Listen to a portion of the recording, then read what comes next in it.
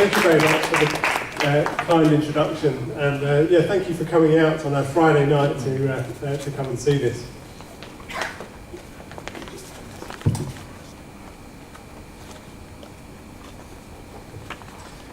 So it is a sad story that I have to tell tonight. In some ways it's a depressing story of loss of nature, but there's hope, there is hope. We can do something about it, so bear with me until the end. So the work I'm going to talk about today has been done by a large number of people, not just myself. So there's a large team of scientists at the University of Queensland that have been studying these amazing migratory birds. So I just want to give credit to the people who actually did the work that I'm going to talk to you about today. Anybody recognise this? Mm-hmm. What bird is this? Bar-tailed godwit. Bar-tailed godwit. This is a bar-tailed godwit, and this bird is in its non-breeding plumage. So when they come to places like Singapore and Australia and so on, they look something like this, brown, and sometimes pretty far away. You can see they have a long bill, which is probing in the mud.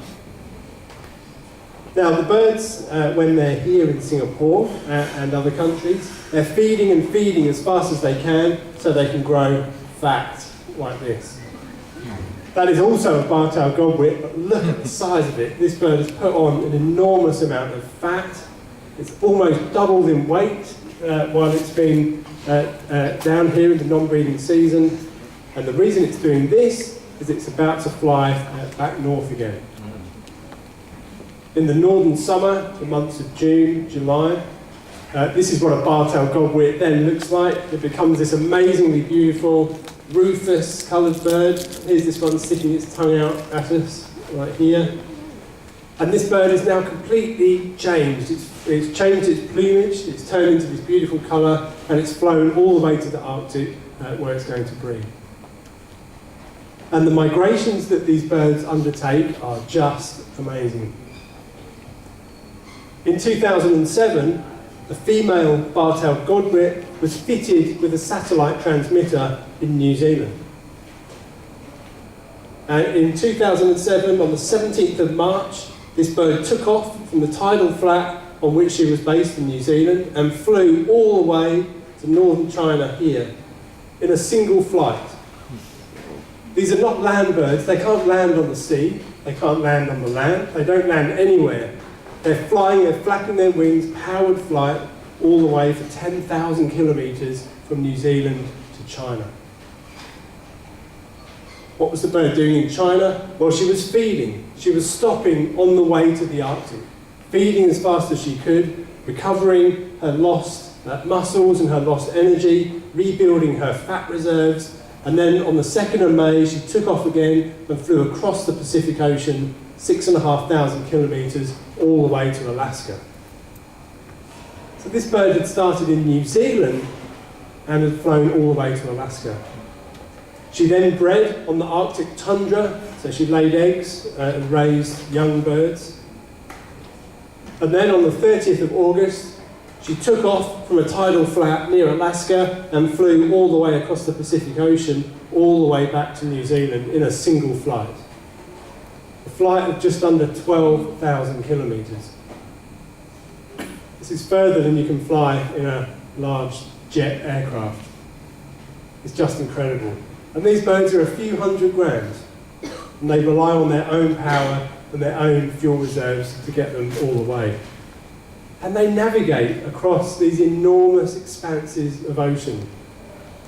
She didn't fly around trying to find her way and then miss New Zealand and come back another way. She knew exactly where she was going. And scientists are only just figuring out how these birds are able to do this. And there are migratory flyways like this all around the world. So as you'll see, Singapore is based in this red flyway here, this red one. We call that the East Asian Australasian flyway. And what all the flyway really means is that there's a large group of birds that migrate in that area. So from the breeding areas at the top, right through down towards Australia and New Zealand. And there are 9 flyways all around the world. So there are migratory birds all around the world. And they use the entire world every year. Now in Australia, there's a very, very passionate, dedicated group of people who love counting shorebirds. And I think in some ways they're not amazed by the looks of the birds. They're brown, they live on the mud. They're not really amazed by how the birds look. They're amazed by the stories of the birds and the amazing migrations that the birds undertake. So, as there is in Singapore, there's a group of passionate people who've been counting shorebirds over a long period. And as Kim Tra pointed out in the introduction, many of these people have seen these birds declining year after year after year in the patches that they count. Australia is a big country, there's no question about that. The coastline of Australia is 86,000 kilometres, but there's been reasonably strong counting of these shorebirds all around Australia. So we have a lot of data from all around the coastline of Australia on which to estimate what's going on in terms of the population changes of these birds. So we have a lot of data. And Australia, together with New Zealand, is a kind of destination point for these birds. So they're breeding in the Arctic, and then their final destination is in Australia and New Zealand. So if we can work out what's happening to these birds in Australia and New Zealand, that tells us something about the whole migration pathway. And there are not too many graphs in my talk, but here are 2 of the graphs. And it's depressing viewing. So here we have data in this particular slide between 1995 and about 2012. These are data from the whole of Australia and New Zealand. So it's a large data set. On the top is a species called the curly sandpiper, formerly quite a common species. It's not a rarity, it's quite common, or it used to be quite common. In the early 90s, the population was somewhere around 100,000. Crashed now, 20,000 left in that particular data set. Eastern curlew, one of the most amazing, one of the largest migratory shorebirds in the world. Look at the size of its beak. It can reach almost any kind of food, almost no matter how deep. One of the most amazing shorebirds, declined by 80% in 3 generations or 30 years. 80% decline in 30 years. And this has happened in our lifetimes, on our watch. And this is another graph. There's not too many like this, but I need to tell you this story. So focus first on this dotted line here at 0. So there's a bunch of species in this graph here, and if you're below 0, that means you're declining. Every single year, your population is going down and down and down and down. There's 19 different species here on this plot. These are migratory shorebirds in the whole of Australia and New Zealand. 12 out of those 19, so all of these ones here, are in significant, rapid national decline. All of these species migrate up to the north, up to the Arctic and subarctic, and then come back to Australia. And some of them are declining so rapidly, by 10% every single year. Imagine that, a population that's declining by 10% every year. These birds are really heading towards extinction unless we can do something about it. So one of the key questions we had in our research group was, why is this happening? Can we understand what's going on? Why is it that some species are doing okay and other ones are declining so quickly? Where do we look to work out what's going on? When we have species that are breeding in the Arctic, stopping in East Asia, spending the non-breeding season down here in Southeast Asia and Australasia, where do we look? These birds are covering and flying across a large part of the world. It's a difficult scientific challenge. And one thing we've done, first of all, we've begun by looking at the top, at the breeding areas where these birds are in the Arctic. So take you a while to get your head around this map. The North Pole is right here in the middle. Okay? Then you've got the UK down here, Scandinavia, the Russian coastline, round to Alaska. This is where your head has to go upside down. And then across the Arctic, Canada, Greenland. The North Pole in the middle. What you're seeing here is a map of where one particular migratory shorebird, the beautiful Pacific golden plover, this is where this species breeds. So it's flying from Australia and New Zealand and so on, up into the Arctic, and then breeding in these places here. We're interested to understand whether climate change may be affecting these birds in the Arctic. As many of you will know, the Arctic is warming very, very quickly. It's one of the places where climate change is happening fastest in the world. So we built some models that said, where are the climatically sort of suitable places for this species? And that's shown in green. Those are the places where we think this species could live in the current climatic conditions. Now, if we project this forwards under a changing climate, we expect about this much suitable area to exist for this species in 2070. In other words, as the climate is changing in the Arctic, it's getting warmer, the Arctic is beginning to dry out, and there are many species pushing north, like the red fox, and the Arctic is becoming more shrubby, and even small trees are growing in parts of the Arctic where they were never growing before. So the climate change has the potential to really impact these birds in the Arctic where they're breeding. And the second graph here, the second map here, is another climate change projection, an even more severe one. Almost no suitable habitat left for these birds in 100 years.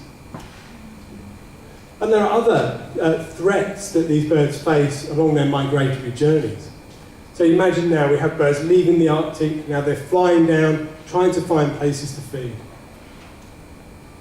And these birds are mainly coastal, of course, in the non-breeding season, so they need large intertidal areas, and as the tide comes in, there's competition for space. People love being on the beaches, being on the coastlines. And so do these birds, and there's potential for real conflict. Recreational use, for driving on beaches, dogs running around on beaches, disturbing these birds as they're trying to feed and recover from their enormously long journeys. So disturbance and just general coastal use is potentially a big threat all around the Flyway. And there are people trying to do conservation to try and help deal with these threats. Hunting is another major issue for migratory shorebirds. Sorry to put this rather graphic picture up here, but this is a lesser sand plover. You can hardly recognise it really. That have been caught by a snare. You can see this small snare that's been set up on the tidal flats to catch migratory shorebirds.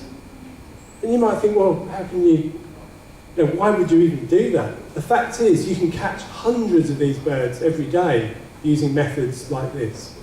Migratory shorebirds turn up in really big numbers, and they can be captured actually quite easily if you know what you're doing. And we think hunting may be actually a quite severe threat for these birds all across the Flyway, and one that we don't actually know all that much about and need to learn more. But there's another, perhaps even bigger issue at play here. Here is our friend the eastern curlew again, the one with the ridiculously long bill. So this species breeds in far sort of southeastern Russia. It's not really a high Arctic bird, it's in the marshes of southeastern Russia, in that green area. But then look at this, the entire world population of this species stops here in this Yellow Sea region of East Asia on the way down south to everywhere between Singapore and New Zealand. So this is where they spend the non-breeding season down here, but the whole population stops in the Yellow Sea to refuel. And habitats in the Yellow Sea are under a great deal of pressure. Here is a satellite image taken in 1975 of a region of the Yellow Sea called Bohai Bay. So this is the eastern Chinese coastline. So in 1975, this area was, yes, it was a very densely occupied area, towns and cities, aquaculture, and so on. But you can see a large intertidal area here. So there were still big mudflats in that area in 1975. This image was taken at low tide. Now if I move forward, you can see guess what's coming. The area had of course completely changed in the following 35 years. So if I move between those images, you can see it is the same place, but there's been an enormous, of course, coastal expansion of infrastructure. Look at this area down here. So that was formerly just an area, a couple of offshore sandbars here, and that whole thing's been filled in, turned into a very large reclamation project. People have dubbed this really China's second Great Wall, the sea wall that extends across thousands of kilometres of the Chinese coastline. So critical habitats for these birds disappeared over that time. And a PhD student called Nick Murray used satellite data to map the amount of habitat loss there's been for these birds in the Yellow Sea over the last 50 years. So here's the Korean Peninsula here and the eastern Chinese area here. So this whole region is the Yellow Sea. Essentially a giant restaurant for migratory birds as they move to and from the Arctic. It's the best way of describing it. Or rather, it was a giant restaurant. It's now a much smaller restaurant. All the red on this map shows you areas where tidal flats that are critical for these birds have disappeared in those last 50 years. In fact, 2/3 of the habitat, the intertidal habitat in the Yellow Sea, has disappeared in the last 50 years. There are many of us in this room, that's been in our lifetime. Severe, severe loss. The main fast food restaurant for these birds is closing down. And why is this happening?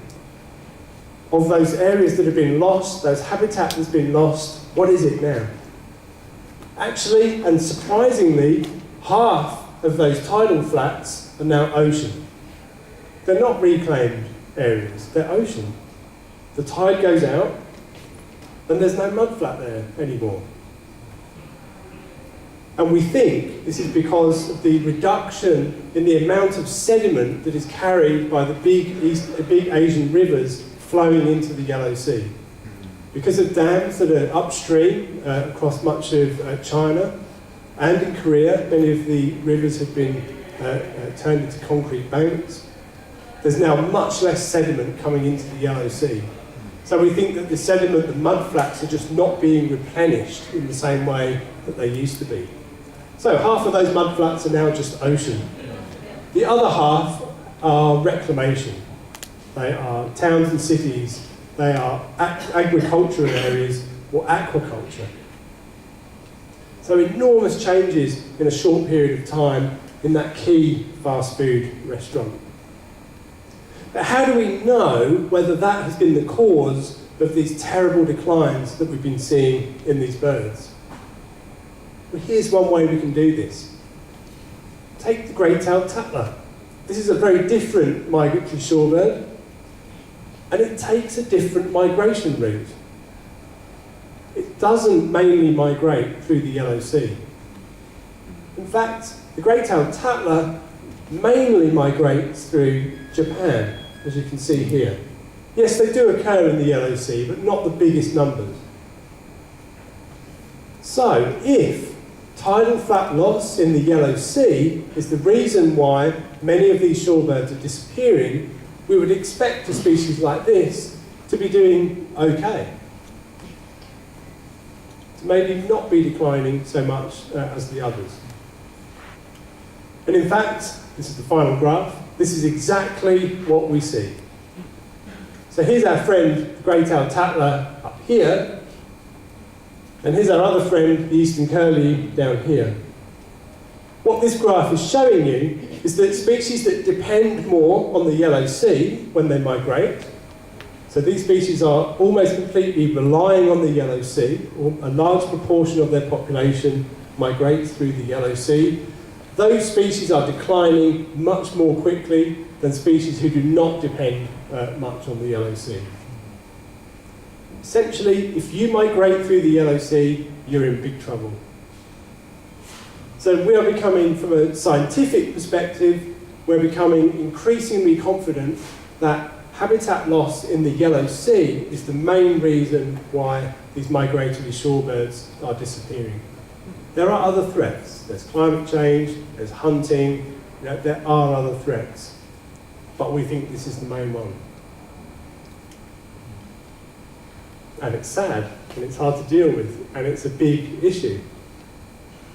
And solving big issues like this requires an enormous amount of effort from an enormously large number of people, including the people right here in this room. All of us can do something. But at the very highest level, people are recognising this difficult problem. There have been international agreements that have been set up to try specifically to deal with conservation of these kinds of species. This is like alphabet soup, but the CMS, which is the Convention for Migratory Species. That's a global convention that has been set up to try to coordinate conservation activities between different countries so that we can protect species that move in and out of national borders. You know, if one country shares species with another country, then we should work together.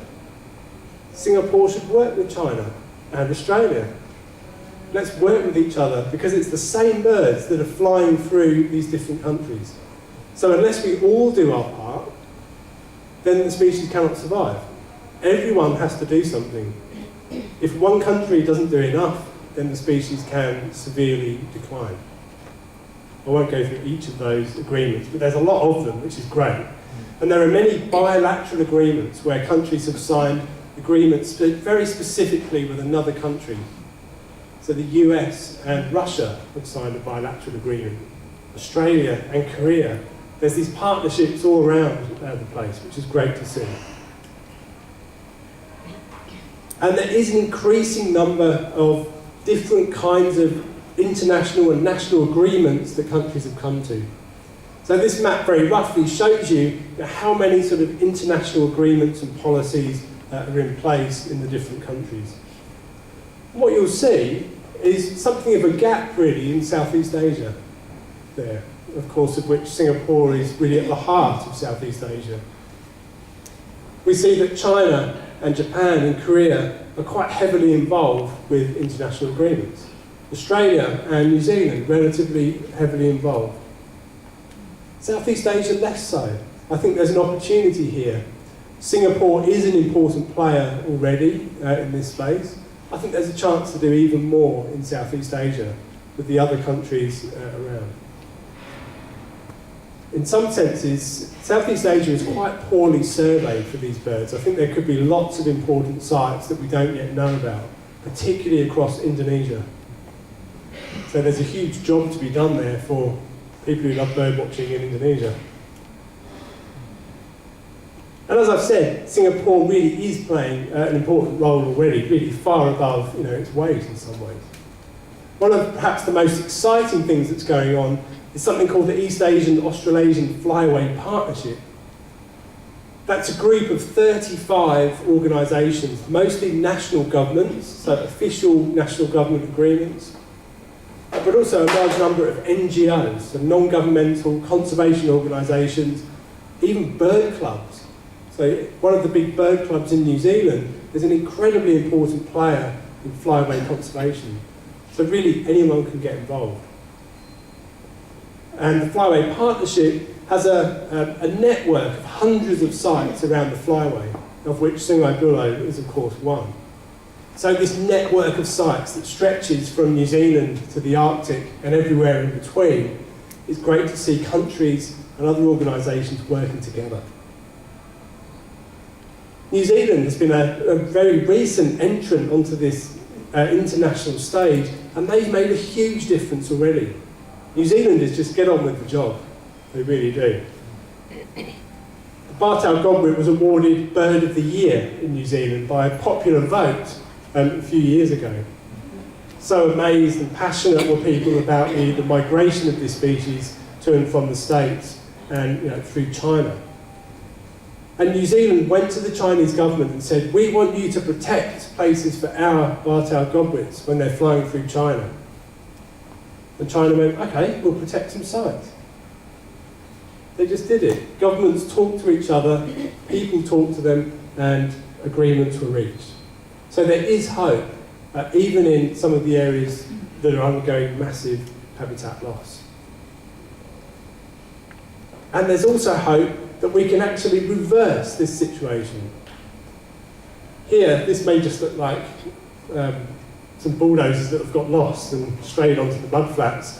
What these people are doing is restoring mudflats. They're creating new mudflats. And that may sound crazy, but it can be done. So could we do this in some areas where tidal flats have been lost? It's an exciting opportunity, expensive, the technology is not quite there yet, but it's possible, I think, that we could even end up restoring and creating new habitat. So to finish up, what do we do about this crisis? We have to work together across international borders. The birds do not care about international borders, and we need to take the same approach. We have to work together as organisations, as individuals, as countries. We must protect what's left. We must protect precious habitat for these migratory birds. I think we can restore habitat. It is possible to make new mudflats and restore them. But we must address these other threats like hunting, disturbance, and even climate change to help protect these birds. And yes, it's governments, but it's also organisations we're involved with. All of us as individuals. We can all play a part. So that's all I have to say, and I hope it hasn't been too depressing, and I hope it fills you with some passion for trying to do our bit to help save these birds. So I'd be very happy to take questions, but thank you very much for your attention.